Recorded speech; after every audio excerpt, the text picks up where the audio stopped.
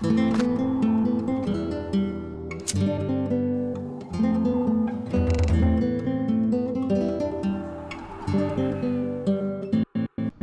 and welcome to this video. My name is ActiQ and today Jagex released the threaded and also very expected Soul Reaper update, which is the boss layer update. So as you can see, I lost my completionist cape, and in order to get my completionist cape back, I needed to unlock a title which is called the Reaper title. And to get the title you have to kill all the bosses of RuneScape at least one time, and I made a preparation video about this, so I had been working on this for the past week or so.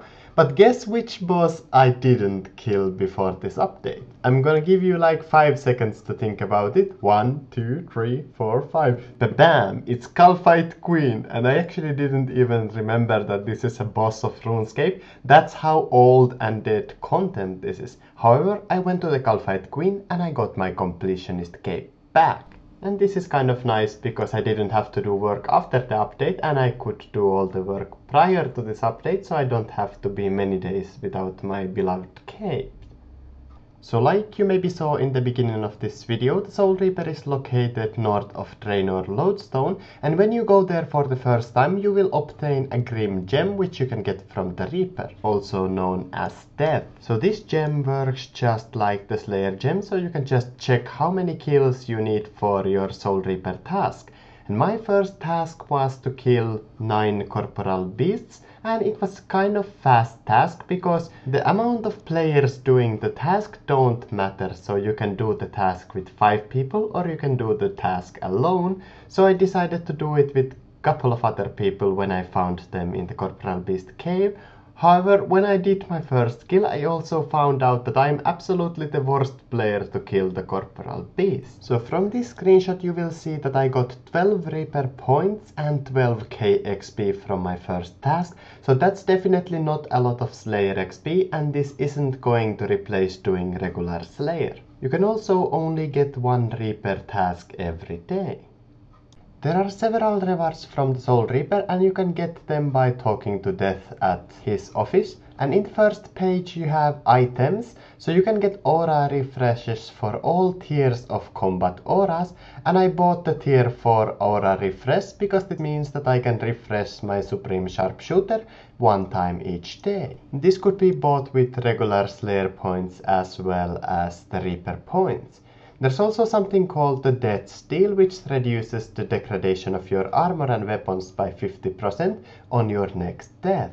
And finally, the last item on the items table is the incomplete Hydrix, which can be used in order to make the new jewelry. 1 incomplete Hydrix costs you 400 Soul Reaper points, so I doubt that anybody is going to have these for at least a couple of days. And you also need to cut an onyx with them in order to make the jewelry. You need 79 plus crafting and 87 plus magic in order to make the new jewelry, and the new jewelry is tradable and it degrades to dust after 10 hours of combat. So there are 4 pieces of new jewelry. There is the Ring of Death, which has a chance to heal you for 2.5% of slain target's maximum life points. So effectively this is just another soul split for some regular tasks. There is also the Reaper necklace, which grants a stackable Reaper buff if you get a critical hit, and after the critical hit you will have 1% increase to your attack bonus in all styles for 10 seconds,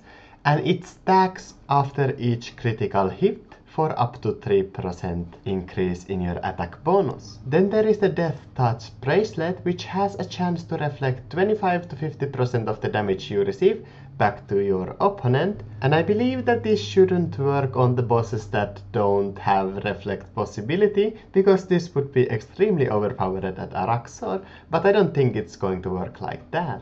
And finally there is the Amulet of Souls, which gives you a chance to heal 25 to 50% extra from your soul split. You can also use the uncut Hydrix in order to make Hydrix bolt tips, which can be added to Ascension bolts, and you can make Ascendrai bolts with this, and when you use these new bolts you get a chance to use a Death Mark ability every time you shoot a target, and this debuff is something that if it lands on the boss, you will receive 1% more adrenaline per each hit when you hit the boss. And I know that I said boss, but it also works on regular monsters, I believe. However, I would imagine that it's going to be quite expensive to use the Ascent Drive bolts, so I don't think it's more than just an additional bossing item. Next on the list we have the Rainbow Loot Beam, which is just a different looking loot beam, and then you can buy additional Soul Reaper tasks with your Soul Reaper points.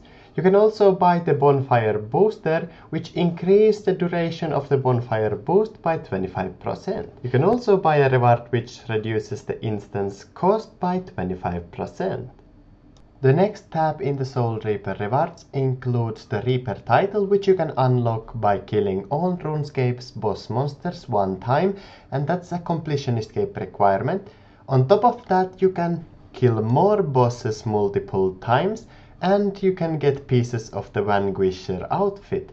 Finally, if you kill all bosses 100 times and in total you kill at least 5,000 bosses, you will be able to obtain the final boss title. So good luck on getting your 100 Vorago kills. On the last tab at the Soul Reaper, you can now just adjust the loot beam, so you no longer have to adjust it at Birth Hope. You can come here and you can adjust at Death's Office, and this is the only place you can adjust the loot beams. Jagex also released a new tab to the Adventurer's window, so now you have the Beasts tab, and this shows you how many kills you have done for each boss. It also tracks some regular Slayer monsters. I was surprised to see that I have myself killed only 123 Araxai, so I can consider myself quite lucky with the loot I've received so far. Another funny thing is that I just realized that I've killed 13,000 Rorarius after Jagex has released this, and this is mainly because I've killed Rorari while I'm making a video and editing it in Sony Vegas, so that's why I have so many kills over here. In the patch notes there weren't anything remarkable this time, but I will leave a link to the description of this video so you can read them through yourself, and I'll go through the ones that I found useful. The attack style mode is now independent in both Legacy mode and EOC mode, so if you switch your ranged attack to gain your ranged XP, it's independent from the choice that you've made in the Legacy mode. A couple of fixes happened to Araxor as well, so acidic spiders will no longer spawn underneath Araxor.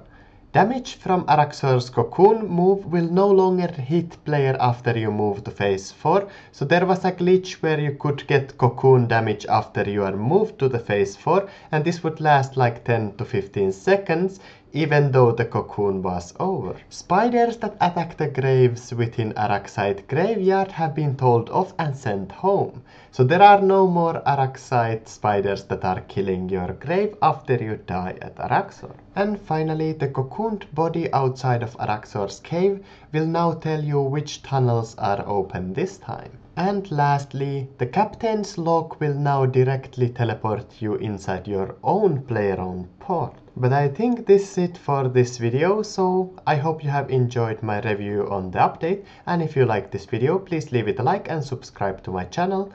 Other than that, I thank you for watching the video, and I'll see you in the next one.